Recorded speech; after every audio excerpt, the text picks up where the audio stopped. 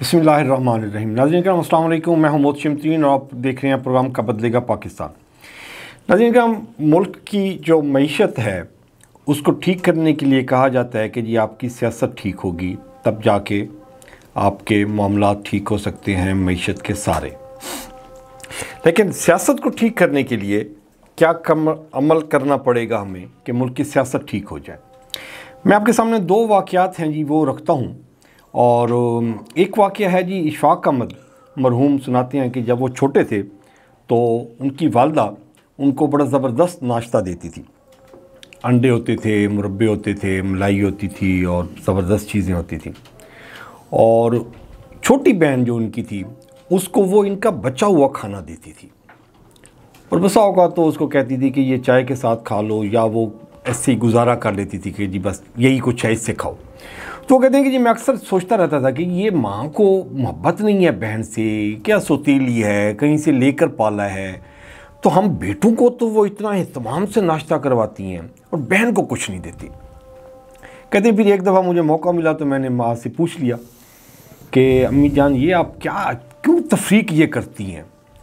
तो उन्होंने मुझे बताया कि जी ये बच्चे, मैं इसकी तरबियत कर रही हूँ, ये जब बड़ी होगी, इसकी शादी होगी, इसके बच्चे हो जाएंगे, तो अगर ये ज़बान की इतनी चटोरी होगी तो खाना पकाते हुए अच्छी अच्छी बोटियाँ तो खुद खा जाएगी, तो ये घर को और बच्चों को और मियाँ को कैसे पालेगी, ये क्या करेगी उनके साथ।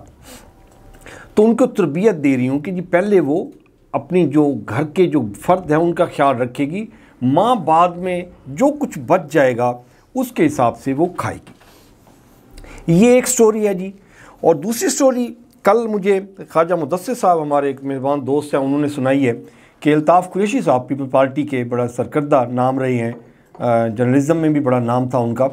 तो वो उनकी खिदमात के हवाले से बीबी ने नहीद ख़ान की मौजूदगी में 2 फ़ाइलें थीं वो उनको पेश की अल्ताफ़ कुरैशी साहब को कि ये 2 फ़ाइलें हैं 10-10 मरले की, तो एक फ़ाइल आपने बेचनी है और दूसरी फ़ाइल से आपने अपना घर बना लेना है, क्योंकि आप 2.5-3 मरले के घर में रहते हैं, बड़ी कुर्बानियाँ हैं और पार्टी ने ये फ़ैसला किया है कि जी आपका घर का बंदोबस्त किया जाए। उन्होंने कहा कि बहुत ज़बरदस्त है जी, बहुत मेहरबानी, पार्टी ने और आपने मेरे बारे में सोचा है।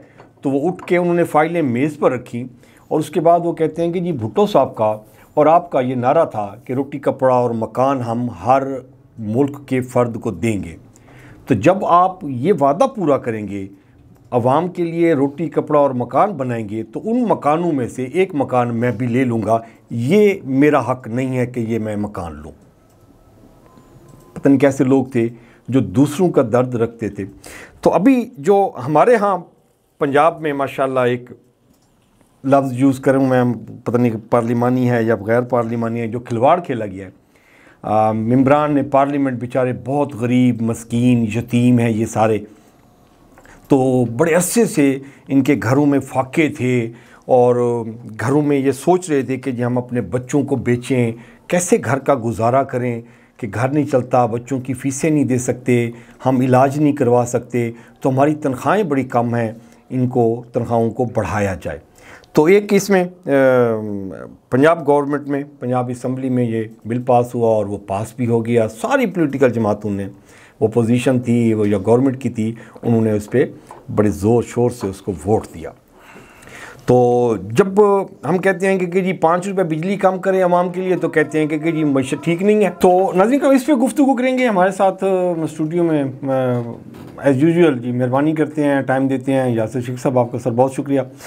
सब ये जो पंजाब में ये जो इनके अरकान पार्लियामेंट हैं, मिनिस्टर्स हैं और special assistant to the CM और मुशीर वगैरह हैं, इनका जो जंप मारा गया है तनख्वाहों में, तो जब इनको कहते हैं कि जी आप आवाम को 5 रुपये बिजली सस्ती दें, तो वो कहते हैं कि जी मईशत ठीक नहीं है, तो मईशत ठीक करने के लिए सियासत ठीक होगी, IMF की ये शर्तें हैं जी, हम नहीं कर सकते, मजबूरी है। तो हेल्थ पे बात करते हैं तो वो कहते हैं कि जी हमारे पास पैसे नहीं हैं, IMF का है जी, शर्तें माननी पड़ रही हैं।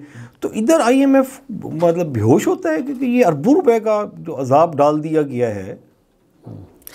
मोहतशिम साहब, ये आपके नोटिस में हो कि इसकी ओवरऑल कैलकुलेशन 526% इजाफा है, जो इनकी मजमूई तनख्वाह थी उसमें 526% इजाफे के साथ जो एक MPA साहब पहले 76,000 रुपये ले रहे थे कौमी ख़जाने से, अब वो 4 लाख रुपए से नवाजे जाएंगे। और जो मिनिस्टर साहब जो 1 लाख रुपए ले रहे थे वो 9 लाख रुपए लेंगे इस 526% इजाफे की रू से या रोशनी से। स्पीकर पंजाब असम्बली साहब 1,25,000 जिनकी तनख्वाह हुआ करती थी, अब ये जो करिश्मा साजी हुई है 1 जनवरी से नया साल से उनको जो तहनीती पैगाम मिलेगा वो 1,25,000 से बढ़ के 9,50,000 रुपये होगा। इसी तरीके से डिप्टी स्पीकर साहब की भी लैटरी लगी है जी, एक 20 ले रहे थे तनख्वाह और अब वो 7,75,000 रुपये लेंगे। पार्लिमानी सेक्रेटरी साहब जो 83,000 लेते थे वो 4,51,000 पे आ गए। मुशीर वज़ीर आला साहब 1 लाख तनख्वाह लेने वाले, अब वो 6,65,000 लेंगे। इसी तरह स्पेशल असिस्टेंट टू CM जो है जिनकी तनख्वाह 1 लाख थी वो अब 6,40,000 के मज़े लेंगे। अच्छा, इसमें TA DA इलावाजी जो उनकी बेसिक से बढ़ता। अब अगर कंपैरिजन करें, साथ ही सूबा है पंजाब से बिल्कुल मुतसिल, सड़क से सड़क, दिल से दिल मिला हुआ सिंध, वहाँ का MPA जो है 50,000 रुपये ले रहा है तनख्वाह और हमारा MPA 4 लाख रुपये लेगा। अब मामला ये है कि जो पंजाब के अरकान असम्बली हैं, हैरान कुन अमर ये है कि मुझे समझ ये नहीं आता कि इन्होंने कौन सी ऐसी करिश्मा साजी कर ली, कौन से ऐसे बिल पास कर लिए जिससे आवाम के दुखों के मदावे हो गए। उनको सेहत की सहूलियात जो हैं बिल्कुल मुफ्त और दहलीज पे मिलना शुरू हो गई।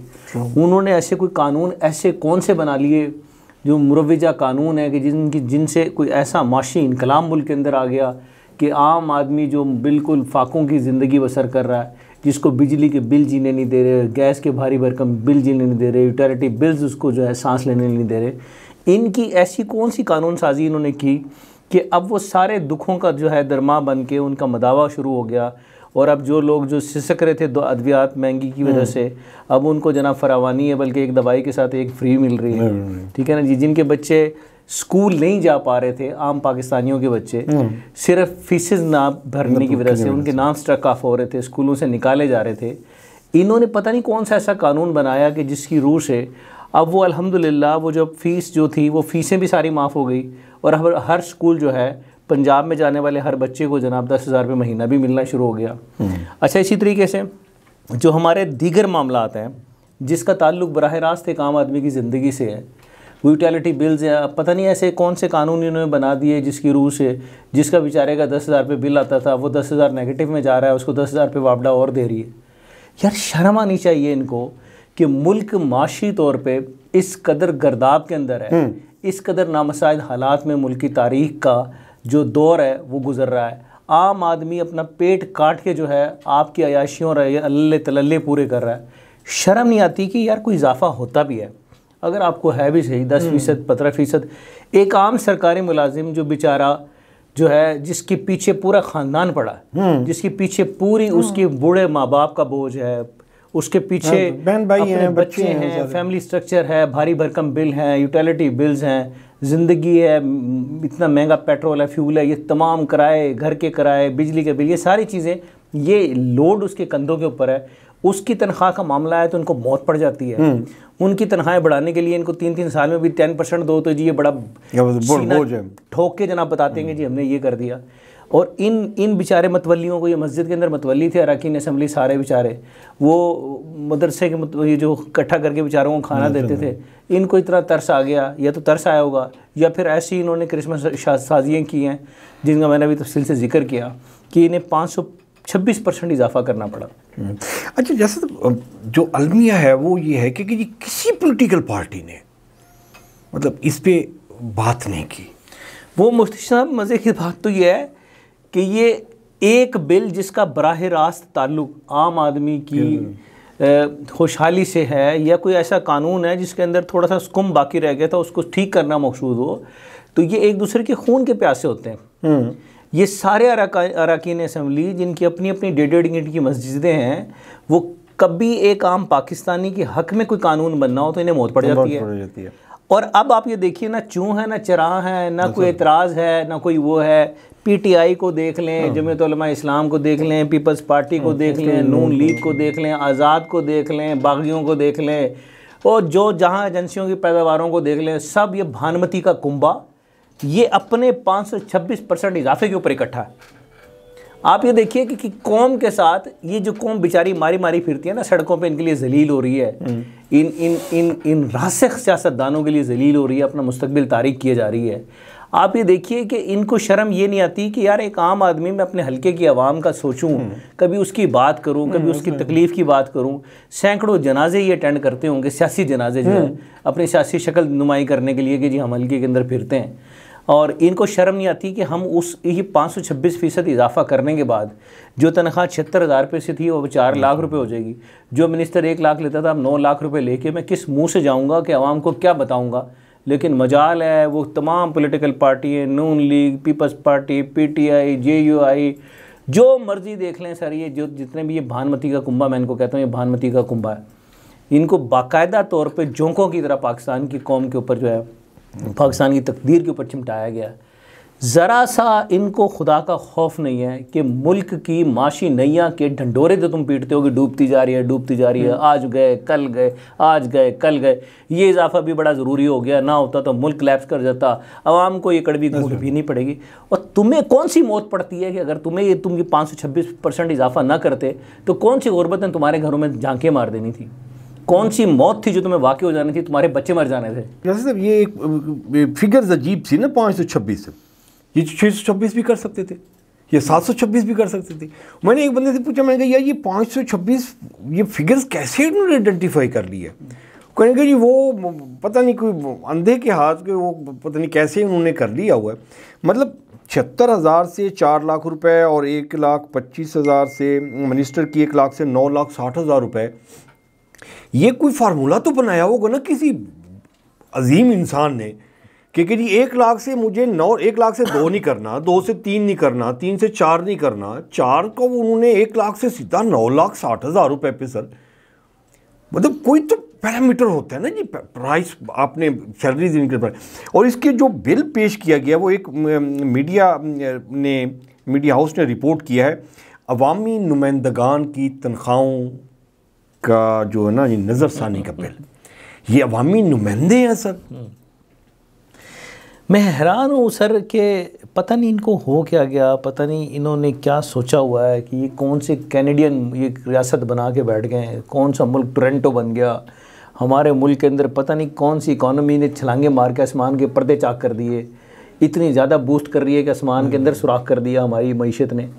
खुदा का खौफ नहीं आता इनको, ये डरते नहीं अल्लाह की ज़ात से कि ये इतने नामसाइद हालात में कि जब एक आम पाकिस्तानी, देखिए सर मैं आपको बताऊं कि मैं और आप भी उसी क्लास से हैं जिसका हम दर्द बयान कर रहे हैं। यकीन करिए कि एक वक्त के लिए अगर एक अच्छा टाइम का खाना खा लेते हैं तो दूसरे टाइम को आपको लामहला अपने आप को ब्रेक लगानी पड़ती है कि यार वो बस सुबह बस हमने अच्छा खा लिया था।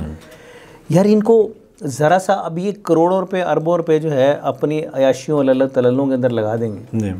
एक आम आदमी अभी टोटल कैलकुलेशन करें तो यकीन करें कि किसी न किसी डिस्ट्रिक्ट के अंदर तमाम ही मसाइल इसमें एड्रेस हो जाते हैं। चलें यार आप किसी एक ज़िले को ही सीधा कर दें, हमारे मुल्क के किसी कस्बे को सीधा कर दें, किसी एक सेगमेंट को उठा लें उस सेगमेंट पे लगा दें, लेकिन सवाल ही पैदा नहीं होता। आप ये देखिए ना कि कभी याद है आपको कि कभी याद पड़ता हो कि कभी किसी आम सरकारी मुलाजिम की तनख्वाह कभी इन्होंने 10 से 15% से ऊपर बढ़ाई, ठीक है ना। वो बहुत वो जो मतलब है कि बड़ी पुरानी, अब तो वो महीने और साल भी याद नहीं लोगों को कि आखिरी दफ़ा तनख्वाह उनकी जो ब्लास्टिंग जंप लगा था कब लगा था। ये जनाब इन्होंने यहाँ से जंप आउट किया ज़मीन से और सीधे जाके आसमान के अंदर स्प्रिंग लगे हैं, जाके हिल गया आसमान उस दिन जनाब। 526% तनख्वाहें, ये गरीब कौम, ये नामसाइद हालात की, जिसकी गर्दनों के ऊपर ड्रिल के ज़रिए जनाब ये सुराख कर करके खून निचोड़े जा रहे हैं टैक्सेस के मद में। ये मुझे समझ ही नहीं आती कि सबसे बड़े ये टैक्स चोर खुद ऐवान के अंदर मौजूद, सबसे बड़े रासिख, सबसे बड़े बदमाश, सबसे बड़े गुंडे ये जो है अरकान असम्बलियों की सूरत के अंदर मौजूद हैं। लेकिन मजाल है यार कि हमारी आवाम का भी कमाल है। मोहतशिम साहब यकीन करें कि कभी आपने देखा कि कभी कोई निकला है 526% इजाफे के ऊपर किसी ने हुआ इनक्राई किया? निकला नहीं है, बस नफरत का इजहार कर रहे हैं। मतलब वो नफरत का इजहार क्या करेंगे? वो मातम ये जो कर रहे हैं, जो मैं और आप यहाँ बैठ के कर रहे हैं। कभी किसी ने मुहासबा किया इनकी गाड़ियों को, रोका कि भाई साहब ये किस बुनियाद के ऊपर कर रहे हैं? आखिर बताएं तो सही कि आपने कौन सा ऐसा अमल कर दिया कि जिसकी बुनियाद पे कौम आपको 526%, मुझे बताएं ना कि लेंगे कहाँ से? सबसे बड़ा सवाल ये कहाँ से आएगा पैसा? ये मरियम नवाज साहबा की जेब से जाना है, ये शरीफ एंड कंपनी की जेब से जाना है, ठीक है जी। या ये शहबाज शरीफ साहब अपने हुदैबिया पेपर मिल बेच के दे रहे हैं पैसा के, जनाब एलओजी इनकी तनख्वाहें बढ़ा दो।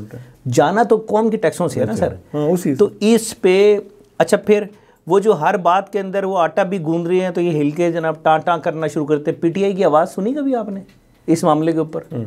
अरकान बागी असेंबली जो बने बैठे, नहीं निकलेगी आवाज़, ठीक है।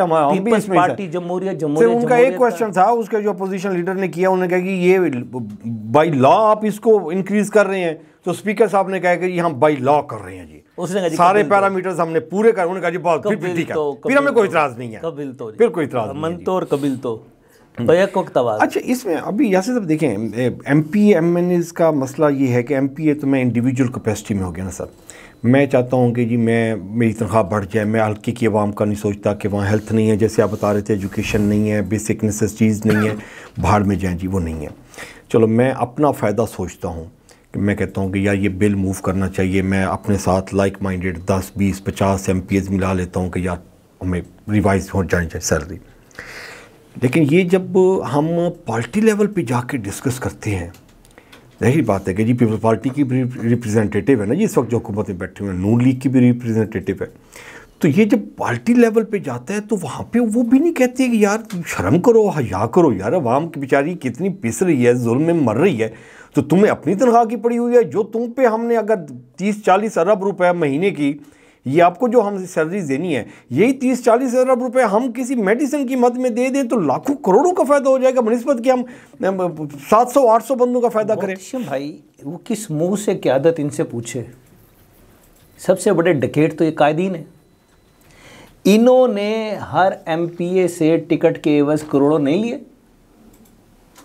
पार्टी फंड के नाम के ऊपर करोड़ों नहीं लिए। अब किस मुंह से उनको कहेंगे जी कौम का ख्याल कीजिए, कौम का एहसास कीजिए और मत बढ़वाइए अपनी तनख्वाह? वो फ़ौरन नहीं कहेंगे जनाब चोई साहब गल तो सुनो जरा, और जो मैं 4 करोड़ दिते ने मैंने वापस दे दो, ਤੁਹਾਡੀ मेहरबानी। तो वो उसको कह सकते हैं ना कि ठेके के मद में जो आपने 6 करोड़ रुपया कमा दिया है, वो किधर है? पार्टी लीडर उसका भी हिसाब ले ना। यकीन करें कि अच्छा कोई तो होप हो ना सर। मैं तो यकीन करें कि वो ला तकनतु मिन रहमतिल्लाह, मतलब मुसलमान का मायूस नहीं होना चाहिए हालात से, लेकिन बशरी तकाजे कहीं से तो कोई होप दिलाए ना जी, कहीं से तो कोई नज़र आए कि यार ये निज़ाम जो है वो बेहतरी की तरफ चल पड़ा। हर आने वाला दौर, मतलब मुझे अपनी जर्नलिस्टिक लाइफ के अंदर कोई 4 या 5 इलेक्शन मैंने जनरल इलेक्शन कवर किए, और 2000 मतलब 2 से सहाफ़ती सफ़र शुरू हुआ, और अब 2024 एंड 22-24 साल की जर्नलिज़म के अंदर मुझे तो कोई एक सेगमेंट ऑफ लाइफ बेहतरी की तरफ जाता हुआ नज़र नहीं आ रहा। किसी भी एतबार से वो माशरे का कोई सेगमेंट ब्रीथ करता हुआ नज़र ही नहीं आ रहा। वो तहरीक इंसाफ की हुकूमत थी, वो नून लीग की हुकूमत थी, वो पीपल्स पार्टी का दौर इक़्तिदार था, वो MMA थी, मुत्तहिदा मजलिस अहमद मौलवी साहबान की जमात थी। हर दौर में घटा टोप अंधेरों ने कौम का इस्तकबाल किया। हर दौर में माशी जो है वो जकड़न जो है वो कौम के लिए पैदा हुई। महंगाई ने बालों से कौम को नोचा और ज़मीन पे पटका। बीमारियों की नई चीज़ें, मतलब है कि लोगों को टेंशन, ब्लड प्रेशर, हाइपरटेंशन, ये किस बुनियाद पे होती हैं सर? वजह ये है कि आपकी माशी तौर पे गिरावट हो रही है। इनको कोई समझ और खौफ खुदा है कोई नहीं, ये तमाम पॉलिटिकल रिजीम्स। मैं आपको 24 साल अपने कैरियर के अंदर की बात बता रहा हूँ कि हर आने वाले दिन में नए अज़ाबों ने इस कौम का इस्तकबाल किया।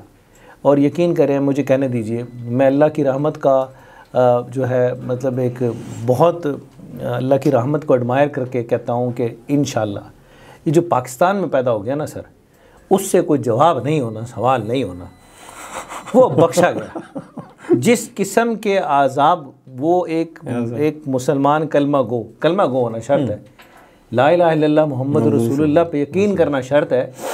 इस यकीन के साथ पाकिस्तान में पैदा हुआ, और जो जुल्म और सितम और बर्बरियत वो सह के गया, अल्लाह का निज़ाम इंसाफ जो है अपने करम की भीख अता करेगा और वो बख्श जाएगा।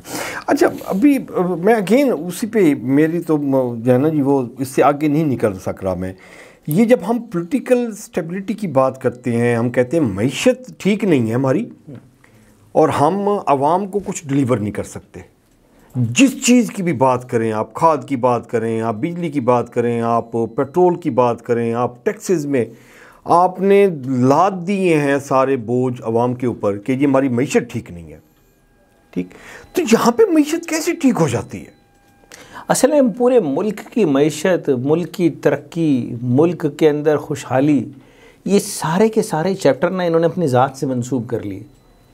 जजी साहबान, उनकी तनख्वाहें बढ़ती रहे, भारी भरकम मराते उनको मिलती रहे, आम पाकिस्तानी मरता तो मर जाए, जज खुश होना चाहिए।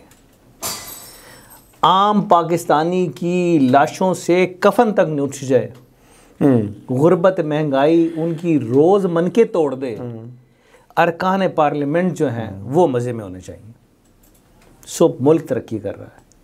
एक ऐसा सेगमेंट जिस पे मेरे नाम लूँगा तो मेरे पर जल जाएंगे, उनको मरातें मिलती रहें, मुल्क का कुछ हो जाए कोई परवाह नहीं। सर देखें ना, रियासत के जो सारे ये सतून हैं, सहाफ़त को माइनस करके सहाफ़त को निकाल दें, क्योंकि इसका तो सबसे बड़ा मन का तोड़ दिया ना हर हुकूमत ने, हर आने वाली हुकूमत ने इनका तो गिरबान पकड़ के इनकी तो गर्दन तोड़ के डाल दी ना। तो सिवाय सहाफ़त के जो रियासत, अब तो सतून भी नहीं मानती आपकी रियासत इसको ना, मतलब है कि हम तो कहते रहेंगे चलो हमें सुतेला बेटा ही मान ले रियासत, वो भी नहीं मानती है। तो बाकी ये जो चार लाडले हैं ना जी, रियासत के चार सतून पिलर हैं, इनकी अयाशियों के दरवाजे और दरीचे खुले रहने चाहिए। भाड़ में गई अवाम, भाड़ में गया ये जनाब निज़ाम अदल और निज़ाम इंसाफ और मसावात और अखुवत और भाईचारा और प्यार और कौमियत, वड़ के रह गई सारी चीज़ें। सिर्फ इन सतूनों का ख्याल आपने करना है ताकि रियासत खड़ी रहे। रियासत खड़ी रहना बड़ा ज़रूरी है। बाकी ये जो कीड़े मकोड़े हैं ये तो कचरा है, मतलब जो रूढ़ी छुड़ी हम कहते हैं ना, वो कुटाई शुटाई के काम आती है, वो रियासत की पिलरों को मजबूत रखे हुए है, बस ठीक है, ये मरे जाए। किसी वक्त तो वो ब्लास्ट होगा ना जी, वो अवाम का जो है, क्योंकि एक बंदे को आटा नहीं है जी घर में, उसके पास घी के पैसे नहीं है बेचारा, वो जाके एक एक पाव घी लेके आता है कि जी मेरा आज का दिन गुजर जाए। और वो जब वो सुनता है कि जी यार ये मतलब 1 लाख से 9 लाख रुपए यार, मतलब हालात ऐसे हैं कि मुझे कहते हैं कि जी तेरे पास तुझे देने के लिए 100 रुपया रियासत के पास नहीं है। ये माँ के जैसी रियासत है, एक आम गरीब आदमी को देने के लिए 100 रुपया नहीं है, और उधर से उसको कहते हैं कि जी 100 रुपया रोज़ाना का देने का मतलब ये हो गया कि जी महीने के 3000 रुपये। एक बंदे को 3000 देने के लिए नहीं है, दूसरी साइड पे आप 9 लाख रुपया दे रही हैं एक बंदे को। मोती साहब देखें, मैं आपको बात करता हूँ, वो इकबाल का बड़ा ज़बान ज़द-ए-आम शेर है ना कि खुदा ने आज तक उस कौम की हालत नहीं बदली, न खुद जिसको एहसास हो अपनी हालत के बदलने का। जिस दिन एक बात आप रिकॉर्ड पे रख लें, पाकिस्तान तहरीक इंसाफ, पाकिस्तान मुस्लिम लीग नवाज़, पाकिस्तान पीपल्स पार्टी, JUI, तमाम पॉलिटिकल पार्टियां जो कि इलेक्शन कमीशन से मंजूर हैं, मेरे नज़दीक ये ईवल्स हैं। अब चॉइस है कि मैं XYZ किसी एक पार्टी को बड़ी ईवल समझता हूँ, आप उसको छोटी ईवल समझें। तो माइनर एंड मेजर ईवल्स की चॉइसेस एक आम पाकिस्तानी के आप कर सकते हैं, but they are all equals. Sir यकीन करें कि जिस दिन अवाम इन शोबदेबाजियों के चक्रों से बाहर निकल गई और अपना शौर, अभी हमें भी तो समझना चाहिए ना एज ए पाकिस्तानी, सर हमें और कितनी सदियाँ और कितने खल्ले और दुर्रे हैं हमें जो ठुकने हैं अभी। मतलब आपका जो ये सवाल है कि जी आखिर कब तक, सर कब तक, तो जब तक मैं नहीं सुधरूँगा, जब तक मेरे शौर की सतह जो है, जो मैंने गफलत की चादरों में लपेट के, बदबूदार कपड़ों में लपेट के अपने शौर को सुलाया हुआ है, जब तक मैं वो चादरें उतार के शौर को जगा नहीं लूँगा, जब तक मैं इन हालात के मुताबिक अपनी आवाज़ को बुलंद करने वाला नहीं बनूँगा। मैं अगेन मैं कहता हूँ, हर दफ़ा कहता हूँ आपके प्रोग्राम पे बैठ के कि देखें, आप अपने हक़ के लिए आवाज़ बुलंद करें दायरे कानून में। आप एजिटेशन, मार कुटाई, लड़ाई झगड़े, रोड पे जनाब दंगे फसाद से ख़ुद को साइड पे रख के अपनी आवाज़ और अपने शऊर का इदराक करते रहें। मामला ये है कि मुझे देखिए कि कैसे अब कौम कहेगी कि हालत बदली है। मुझे बताएंगे किसी आम पढ़े लिखे आदमी को कभी इन्होंने वोट किया एक सरदार और जागीरदार और वडेरे और एक सरमायादार के मुकाबले में? कभी भी नहीं किया। उसकी गाड़ियों से उठने वाली उसकी जो 3500, 5-5 हज़ार, 8-8 हज़ार सीसी गाड़ियों की गर्द को तो तबरुक समझ के ये चाट रहे होते हैं। कभी उसके मुकाबले में एक आम आदमी, एक मौसम तरीन जैसा कोई आदमी, पढ़ा लिखा आदमी खड़ा हुआ, कभी इन्होंने सपोर्ट किया? माँ मर जाएगी इनकी। ये ऐसे इनका जो कौमी हमारा जो शऊर है ना सर, दो दुर्रे, मैं तो बड़ा मज़ा आता है जब इनकी सिकाई और रुलाई धुलाई हो रही होती है ना। ये जैसे 526% इजाफे की खबर जब सुनी ना तो मैं यकीन करें बड़ा रिलैक्स था कि सर वी डिज़र्व, हम हैं इसी काबिल, हमारे साथ जो हो रहा है ये कम है, इससे ज़्यादा होना चाहिए, क्योंकि हम ही वो नासूर हैं एज अ नेशन कि जिन्होंने इनको अपने सर का ताज और आँखों का नूर बनाया हुआ है।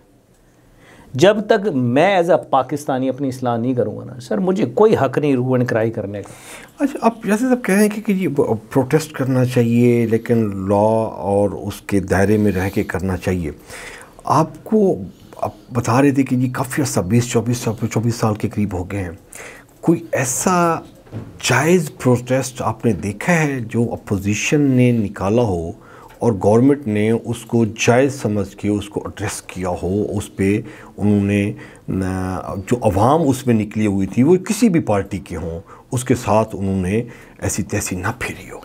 देखिए, जो आज की अपोजिशन है ना वो माजी की या तो हुक्मरान रह चुकी होती है या मुस्तकबिल में जाके उसने कौम के ऊपर जो है हुक्मरानी करनी होती है। ये सिर्फ सियासी तौर पे ऑक्सीजन लेने के लिए पब्लिक प्रोटेस्ट की नुमाइंदगी करते नज़र आते हैं।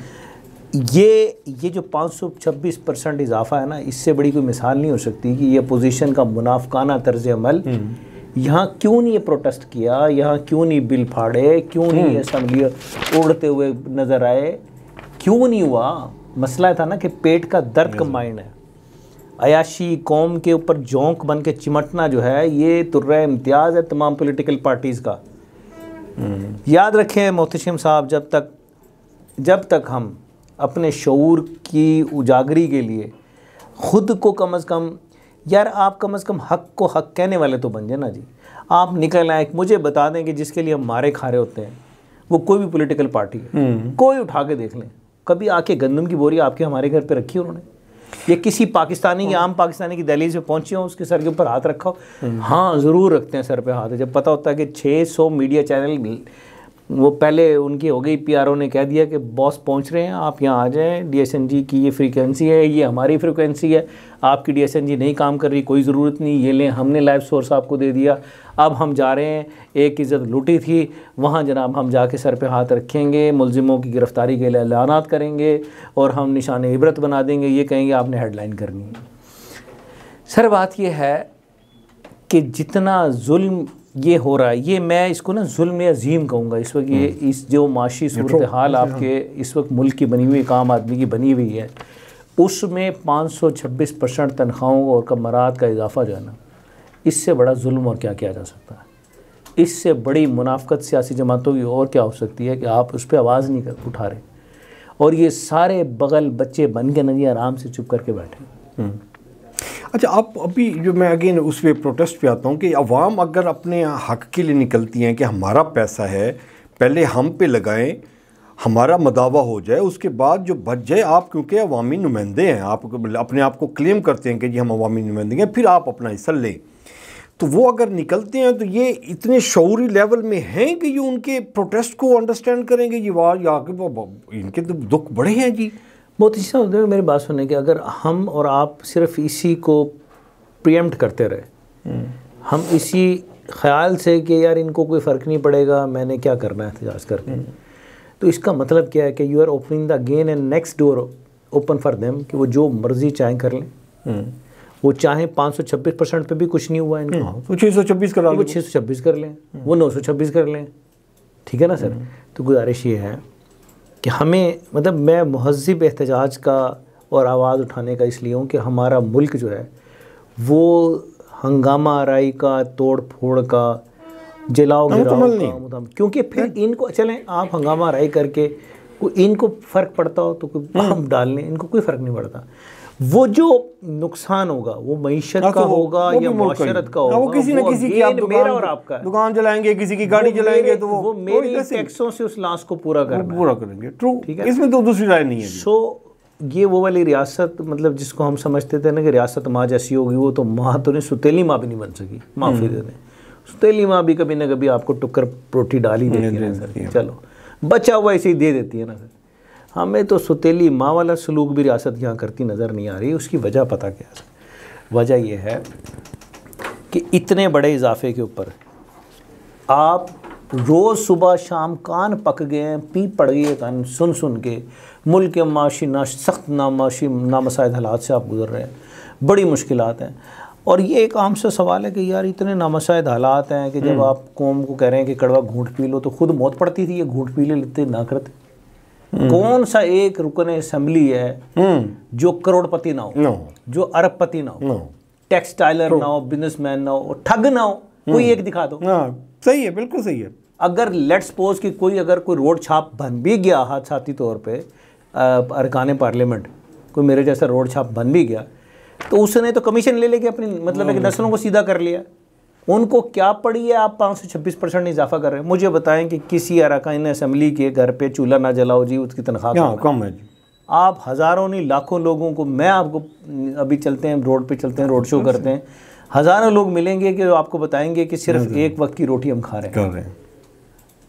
इनके घरों में तो नाश्ते भी 525 किस्म के बनते हैं, दोपहर के खाने और हाई टीज़ और ब्रेक। कसम से आप रोड पे निकलें तो सही, लोगों की तकलीफ़ें तो देखें ना सर। इनको शर्म आनी चाहिए। तो ये सर ये इसके इंतज़ार में है, आती नहीं है, ये इस इंतज़ार में है कि जी हम इतना प्रेशर बिल्ड करते करते करते वो जो उनकी जो बर्दाश्त है वो ब्लास्ट हो जाए और वो आके हमारे गिरबान को हाथ डालें, ये उसके इंतज़ार में है। नहीं, उनको पता है कि ये मुर्दा कौम है, ये इनके अंदर नियर फ्यूचर में ये चांस नहीं है। देखिए ना सर, देखिए सबसे बेहतरीन तरीक़ाकार ये है, ठीक है मैं अरसा दराज हो गया ना, जो मतलब क्या मैं पाकिस्तान से लेके अब तक मैं दुख ही सह रहा हूँ ना, कोई बात नहीं, ये भी दुख सह लें सर। चेंज ले आए, चेंज हुकूमतों की चेंज से कुछ नहीं होना, पार्टियाँ बदलने से, चेहरे बदलने से कुछ नहीं होगा। जब इनके मुकाबले में एक आम पाकिस्तानी, वो कमज़ोर ज़ात का है, कमज़ोर माशी औकात का है, उसके पास कुछ सवारी नहीं है, अब अल्लाह के वास्ते वो है असल आपकी क्लास, एज अ पाकिस्तानी हमें सोचना होगा। हमारा नुमाइंदा वो है जो 5500 मर्सिडीज़ गाड़ी पे बैठ के, ओडीज़ पे बैठ के या V8s के ऊपर बैठ के आ रहा है, वो आपका नुमाइंदा नहीं है। वो आपके दुखों का बयान असेंबली के फ्लोर पे नहीं कर सकता, मुहतशिम कर सकता है, तो ये गोहर कर सकता है, कर सकता है, यासिर कर सकता है।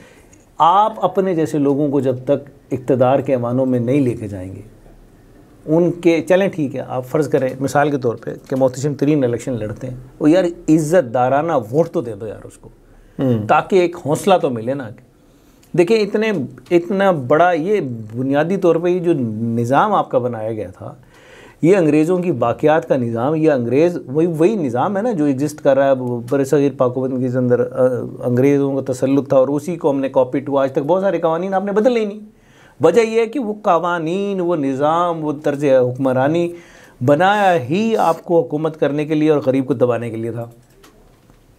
अब इसी में से रास्ता निकलेगा ना सर। वो कैसे एक गरीब आदमी या वो जो एक सफ़ेद पोश है वो कैसे जाएगा जब आपका जावेद लतीफ़ और खुर्रम दस्तगीर जैसे, राना सनाउल्लाह जैसे, साद रफ़ीक जैसे कहते हैं कि जी फॉर्म 47 जी अज़ाब है हमारे लिए। ये जो जितने नाम लिए आपने, ये जितने नाम लिए, ये बिलफ़ाजियों के माहिर हैं। क्यों नहीं बाहर निकलते ख्वाजा साद रफ़ीक साहब असेंबली के फ्लोर से? क्यों नहीं राना साहब बाहर उठ के आते? आज है ना निकल के निज़ाम के ख़िलाफ़ उठे ना जी कि ये फॉर्म 47 है और हम ही सहल नहीं। ये बैठे तो उसी तरीके से लन तरानियाँ करते, असेंबलियों की मरातें लेते, ये मरातें ये भी इंजॉय करेंगे। ये नहीं करेगा तो इनका भाई सलमान रफ़ीक कर रहा होगा ये इंजॉय। आई सलमान रफ़ीक की कोई स्टेटमेंट की जी फॉर्म 47 वाले हैं हम, तो ये तो हमें जायज़ ही नहीं है। हाँ, कोई एक बंदा तो चलो भी बिल पास हो गया, वो एक बंदा तो कहने की मैं नहीं लेता यार। अरकान असेंबली 300 समथिंग तो है ना जी, ठीक है ना जी। इनमें से किसी एक का मुझे दिखा दीजिएगा जिसने कहा कि जी ये जो है ये इस मुल्क के ऊपर मैं जस्टिफाई नहीं करता। हाँ, मैं जस्टिफाई नहीं करता, मेरा इसको एग्जाम्प्ट कर दें, मैं नहीं लूँगा। हाँ जी, मैंने वो उसकी अल्ताफ़ कुरैशी की दिया, वो कहता जी मैं जब आप सबको देंगे तो फिर मैं भी ले लूँगा, मैं अकेला इसका डिज़र्व नहीं करता जी। तो सर गुजारिश ये है मोहतशिम साहब, ये दर्द का फसाना है आपकी और हमारी जिम्मेदारी है, हम इस पर अपना मंजन भेजते रहेंगे। लेकिन अगर हालात को बदलना है तो ख़ुद को बदलना होगा, और ख़ुद को बदलने के लिए वो बुनियादी सा फार्मूला है कि मैं अपनी ज़ात से इब्तदा करूं तो फिर मैं सवाल औरों पे रखूं। जब मैं नहीं तब्दील हो सकता तो फिर मुझे हक़ नहीं है मातम करने का। ठीक सर, सर बहुत शुक्रिया आपके टाइम का जी और आपके एनालिसिस का जी। नाज़रीन करम, ये था आज का प्रोग्राम, और नियर फ्यूचर में जो हल है वो यही है कि जी आवाम अपने हक़ के लिए खड़े हो जाएं और हिसाब लें। और हिसाब के लिए बेहतर तरीका जो यासिर साहब ने बताया कि जी आपका अपनी लिमिट्स में रहें और जायज़ में अच्छे असलूब के साथ आप जाके प्रोटेस्ट करें, अपना एहतजाज रिकॉर्ड करवाएं। तोड़ फोड़, जलाओ घिराओ, इससे अगेन नुकसान होगा। आप किसी और भाई की गाड़ी जलाएंगे, किसी और भाई की दुकान जलाएंगे और किसी का बिल्डिंग को आग लगा देंगे, तो ये काम बड़ा डेंजरस है और हम इसके मुतहम्मिल नहीं हो सकते। हाँ, आप आईनी हदूद में रहते हुए प्रोटेस्ट करें, बार बार करें और अपना हक़ लेने के लिए अपनी आवाज़ उठाएं। लेकिन हम अपना और अपने प्यारों का ख्याल रखिएगा। मुझसे को इजाज़त दीजिए। अल्लाह ने के पास।